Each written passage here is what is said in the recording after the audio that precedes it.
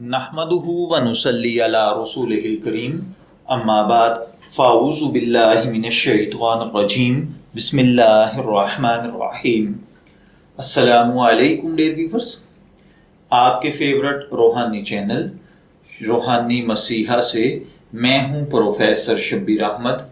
हमारा आज का टॉपिक है अफसर को मेहरबान करने का मुख्तसर अमल।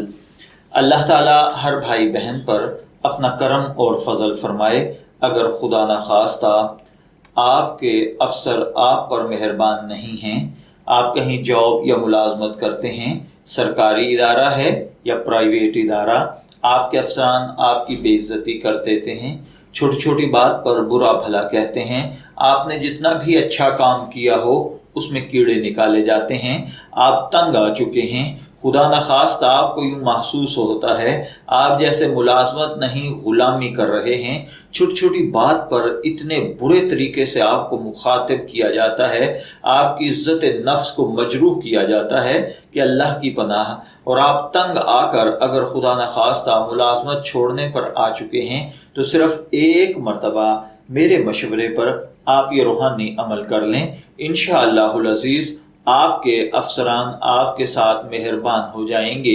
इसके लिए आपको जो रूहानी अमल करना है वो ये है कि आपने अल्लाह ताला का ये इस्म मुबारक या अजीज़ु जस्ट 41 टाइम यानी 41 मरतबा पढ़ना है।